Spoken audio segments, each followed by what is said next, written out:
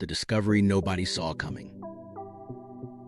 The story starts in a quiet lab in Rochester in 2012. Jeffrey Iliff and Maiken Nedergaard were staring at the same problem that stumped generations. If the brain is so metabolically hungry, where does all the trash go? They injected tiny fluorescent tracers into the CSF of living mice and used 2-photon microscopy to watch. The dye didn't just diffuse randomly. It rushed along the outsides of arteries into brain tissue and then slipped out along veins. It rode channels formed not by pipes, but by cells, astrocytes, whose end feet hugged blood vessels and were studded with aquaporin 4 water channels. This wasn't passive seepage, it was a directed perivascular flow. They called it glymphatic, glia plus lymphatic. The old belief that the brain lacked true drainage wasn't foolish. No one had seen clear lymphatic vessels inside the brain. The skull, the pressure, the delicacy of the tissue, everything made it hard to catch fluid in motion. But what Iliff and Nedergaard showed reframed the question. Maybe the brain used a hybrid, with CSF pushing through brain tissue and exiting along veins, and then somehow into lymphatics outside the parenchyma. Meanwhile, something else was happening that nobody expected. In 2013, follow-up work showed that the glymphatic system didn't run the same way day and night. It exploded during sleep. When animals slipped into deep, non-REM sleep, the space between neurons and glia expanded dramatically, on the order of 60%, allowing CSF to exchange with interstitial fluid like a tide rolling through a harbor. The suspected switch? Noradrenaline. High when you're awake and alert, it keeps cells slightly swollen and the space tight. Drop it at night and the cells shrink, the space widens, and flow surges. Here's where it gets crazy in a quiet, scientific way. The pump isn't a separate muscle, it's your heartbeat. Arterial pulsation literally drives CSF into those periarterial spaces with every beat. When arteries stiffen with age, that pulse-driven pump weakens. When aquaporin 4 channels lose their tight polarization on astrocyte end feet due to aging or injury, the exchange slows. 3 bottlenecks appear. Inflow at the arteries, exchange at the astrocyte interface, and outflow along veins and into lymphatic routes. For a moment, critics could still argue, this is mice under anesthesia. Does any of this exist in humans? In 2015, 2 groups answered from a different angle, Antoine Louveau and Jonathan Kipnis at the University of Virginia, and independently, a team led by Kari Alatalo in Helsinki, mapped bona fide lymphatic vessels in the dura mater, the outer meningeal layer. These vessels lined the dural sinuses, expressed classical lymphatic markers, carried fluid and immune cells, and connected to the deep cervical lymph nodes. Suddenly, the path out of the skull was visible. CSF and solutes could leave along perivascular and perineural routes, enter meningeal lymphatics, and drain to the neck. What nobody knew at the time was how tightly all of this danced with sleep architecture.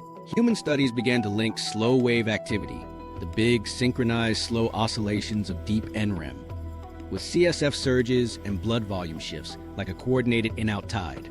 In scanners, researchers saw waves of CSF enter the ventricles and sweep through in lockstep with those neural rhythms and vascular changes.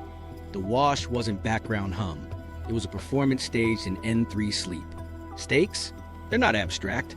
Beta-amyloid, the sticky peptide that accumulates in Alzheimer's disease, clears more during sleep and piles up when flow stalls.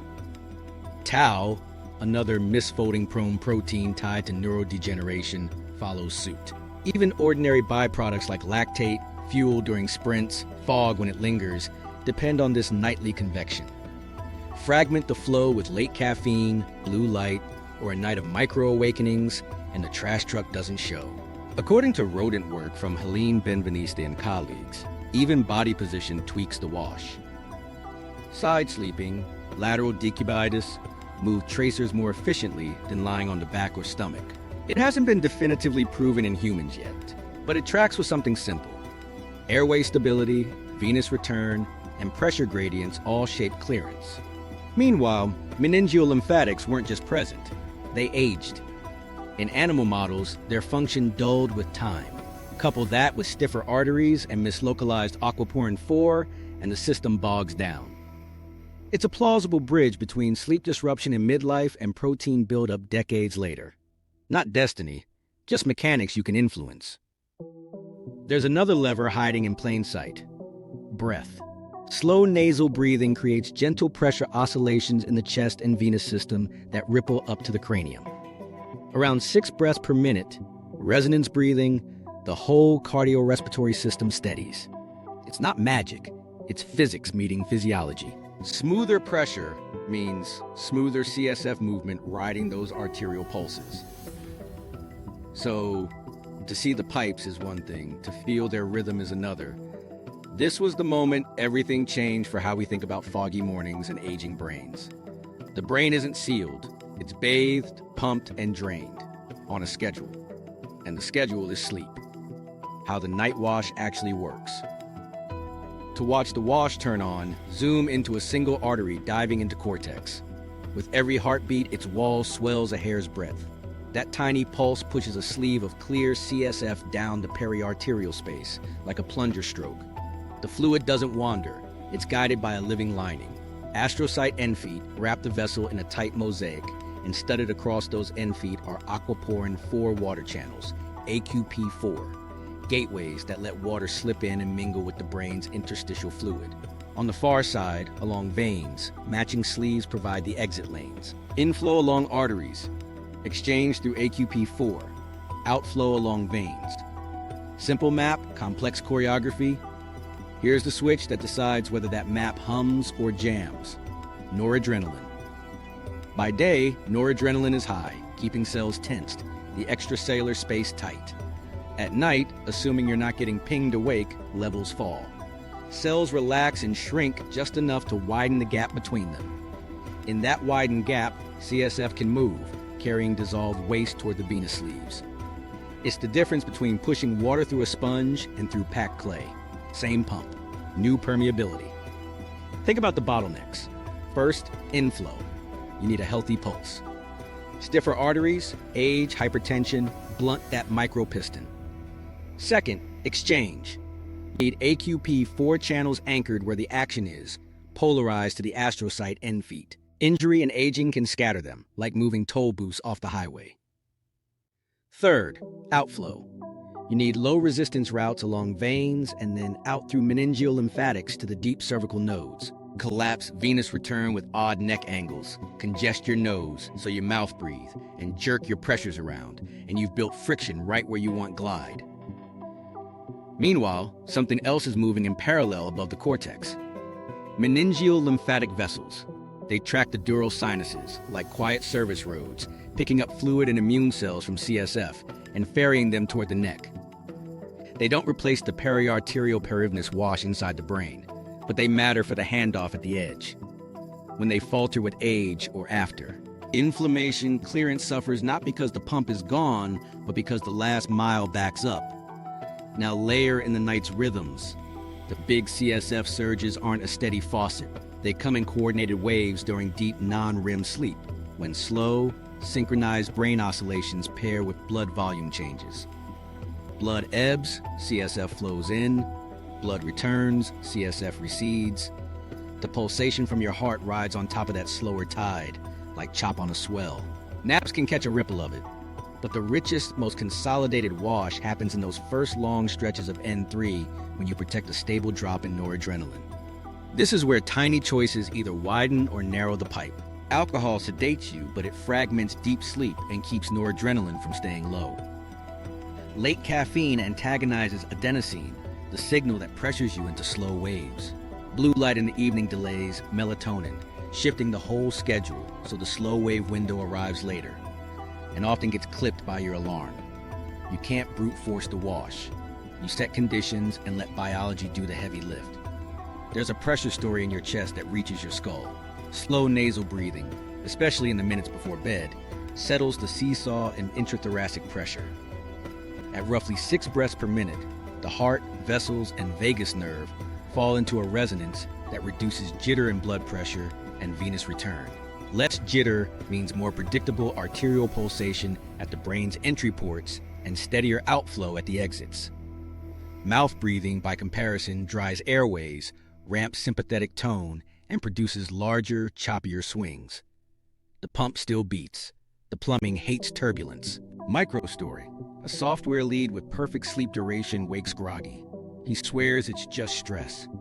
Then he switches evening, doom scrolling for a warm shower an hour before bed, runs 5 minutes of 6 per minute nasal breathing, and sleeps on his side with a slight head incline. His total hours don't change. 2 weeks later, the blank name moments shrink. Nothing mystical happened. Inflow improved as his heart's micropiston met steadier pressure. Exchange improved because he preserved deep sleep, and the noradrenaline drop that widens space and keeps AQP4 doing its job. Outflow improved with better venous return and a nose that stayed open. If you boil it down, the glymphatic wash depends on 3 questions. Can the heartbeat deliver clean strokes of CSF into periarterial sleeves? Can water actually cross into tissue through well-placed AQP4 when the space is wide? And can the mixture get out along veins and into meningeal lymphatics without traffic jams? Every lever we'll touch, light, meals, temperature, posture, breathing, timing, answers one of those questions. Keep the pump elastic, keep the gates where they belong, keep the exits clear, then get out of the way and let the night do its work. Sleep architecture, the drain only opens here. Deep sleep isn't just nice, it's the only time the drain fully opens. In the first third of the night, you're primed for NREM stage N3, the slow wave phase. Neurons fire together, then go quiet together, creating huge, rolling, slow oscillations. Blood volume dips in synchrony, and cerebrospinal fluid surges in to fill the space. It's rhythmic, mechanical, and precise. Miss this window, and the wash never peaks. Here's how the choreography works. Those cortical slow oscillations, the up and down states, time lock with sleep spindles and larger vascular shifts. When the network drops into an off period, local blood flow ebbs, and CSF is literally drawn inward. When the network rises, blood returns and CSF recedes, carrying dissolved waste toward the venous routes. Your heartbeat rides on this tide, delivering microstrokes of inflow on top of a slower, deep water swell. The effect is amplification. The pump you already have gets more efficient because the timing is right. REM sleep plays a different role. Neuromodulators flip, the brainstem takes the wheel, and noradrenaline patterns aren't the same. REM is critical for memory integration, emotional calibration, and sensory motor rehearsal, but it isn't the main wash cycle. The big rinse belongs to N3.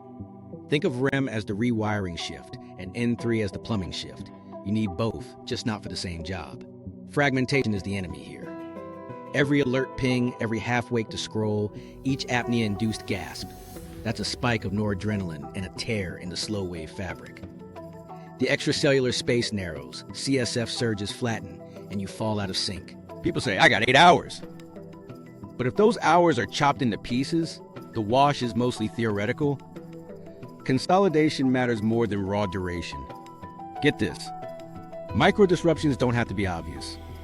A thermostat clicking on and off can nudge you across arousal thresholds. A late-night group chat you didn't check still drives anticipatory vigilance.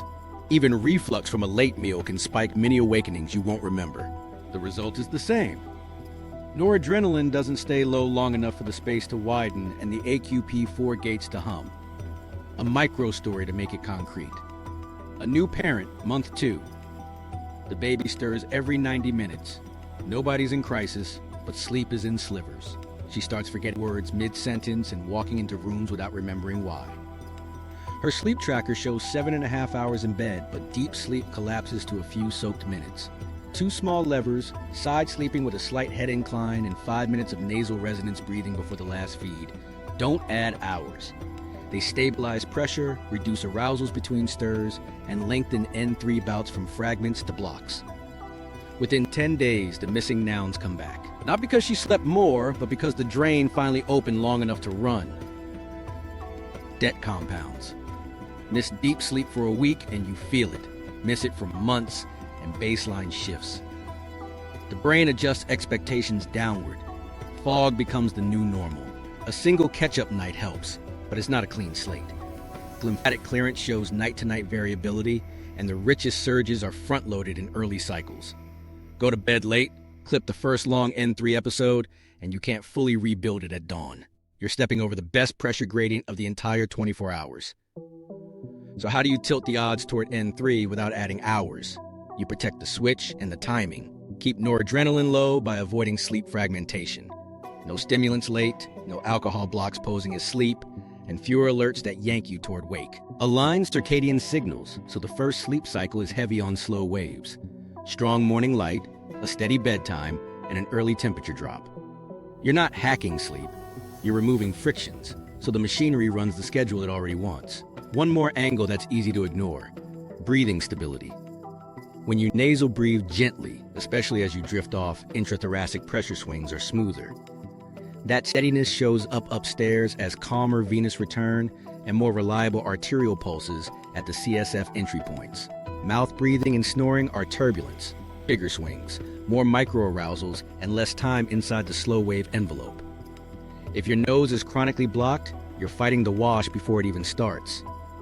None of this requires perfection. You'll still have late nights, early flights, and seasons of broken sleep. The point is leverage.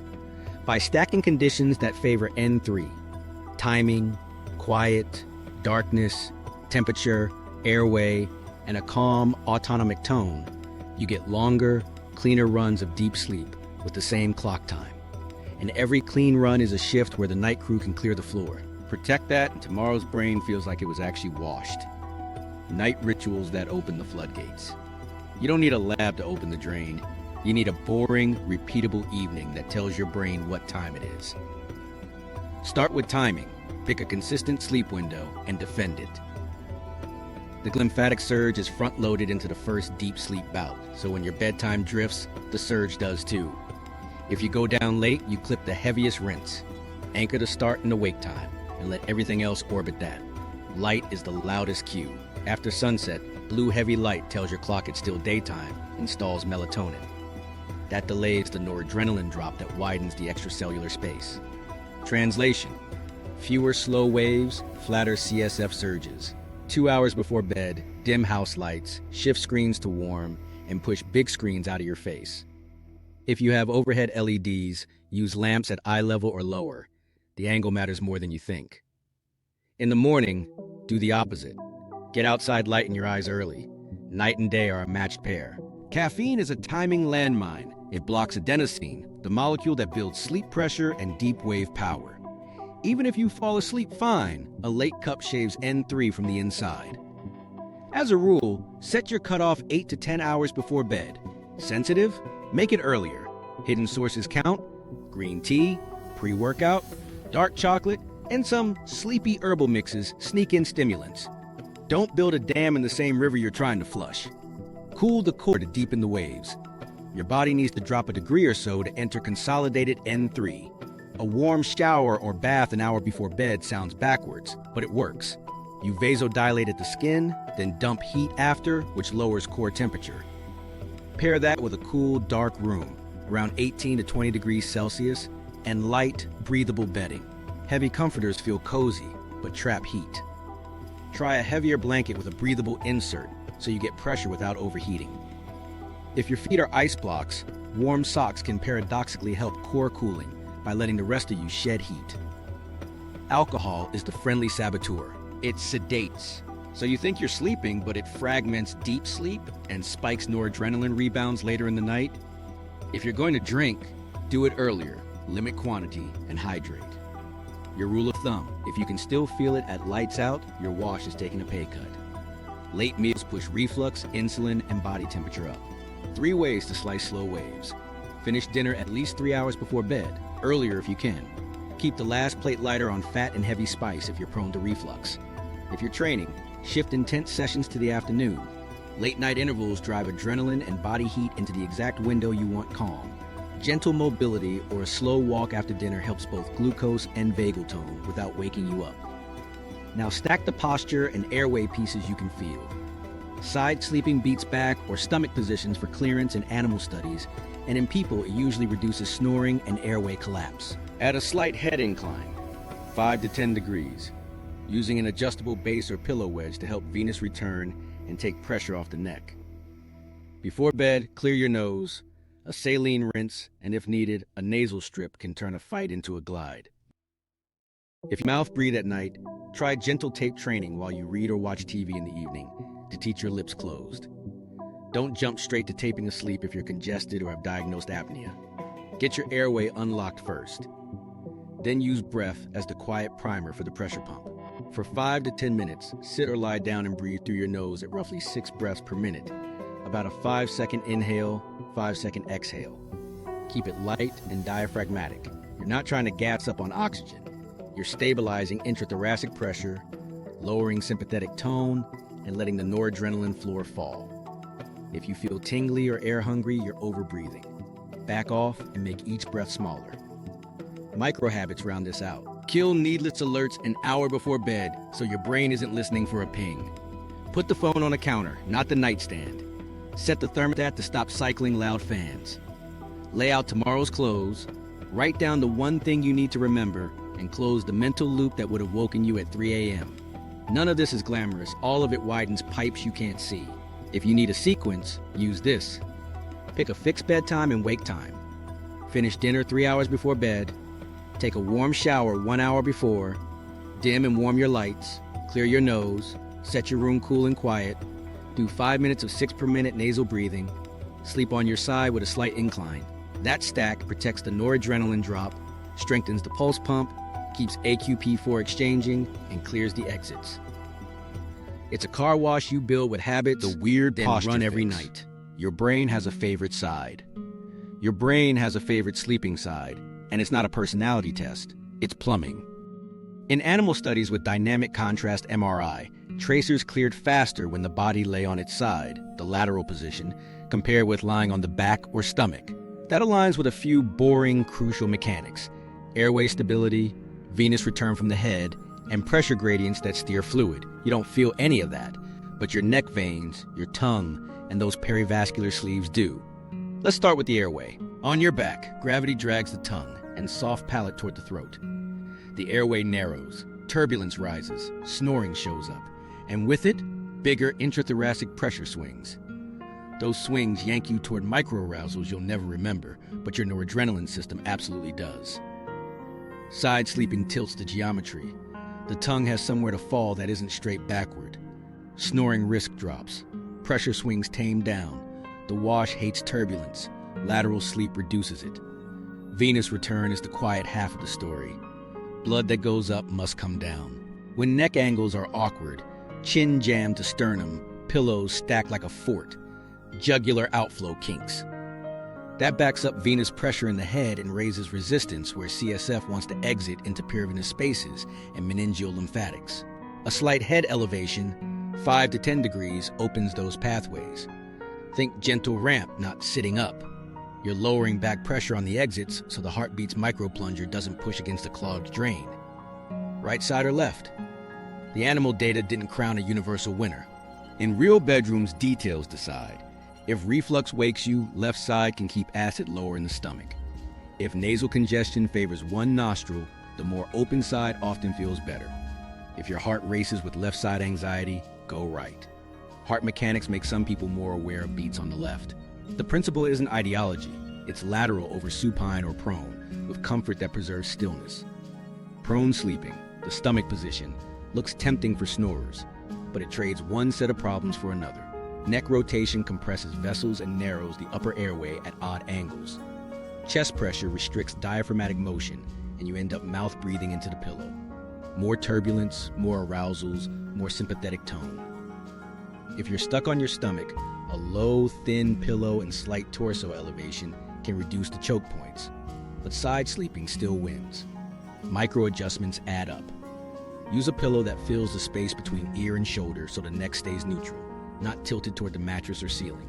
Hugging a body pillow locks the top shoulder forward and keeps you from rolling onto your back at 3 a.m. If you use an adjustable base or a wedge, angle the whole upper body a touch so the head and chest rise together. Stacking pillows only bends the neck. Aim for an easy chin-throat gap, 2 to 3 finger widths, so jugulars aren't pinched. Now connect posture to nose. A blocked nose turns side sleeping into mouth breathing, which spikes those pressure swings we just calmed. 10 seconds of saline rinse before bed, a quick check for allergens in the room, and if needed, a nasal strip can turn a fight into laminar flow. When you keep nasal breathing on its rails, you stabilize intrathoracic pressure and protect the noradrenaline drop that widens extracellular space. Posture is leverage. Airway is the multiplier. There's also the don't fight physics rule. Heavy, soft mattresses can sink the shoulder and twist the spine, subtly kinking the neck. If your arm keeps going numb, you're likely compressing the thoracic outlet. Another hit to venous return. A slightly firmer surface, or a zone topper, that lets the shoulder sink without collapsing the neck fixes more brain fog than it has any right to. A quick at-home stack, set a slight upper body incline, pick a side that keeps reflux quiet and the nose open, fit a pillow to your shoulder width, use a body pillow to anchor, clear your nose, and keep the chin gently away from the chest. None of this changes your total hours. It changes whether your heartbeat's pump strokes meet open gates and clear exits. That's the difference between a wash that whispers through and a night where pressure and position keep jamming the drain. Breathing, CO2, and the pressure pump. Position sets the stage, breath runs the pressure show. Every inhale lowers intrathoracic pressure, drawing venous blood toward the heart. Every exhale eases it back. Those swings travel up the neck and skull, nudging venous outflow and the perivascular spaces where CSF slides. If the swings are smooth, the heartbeat's micro-plunger meets steady back pressure and the wash glides. If the swings are choppy, the plumbing fights turbulence all night. Nasal breathing is the first rule. Air through the nose filters, warms, and humidifies, but mechanically. It also keeps breath smaller and steadier. That steadiness means gentler pressure gradients and fewer microarousals.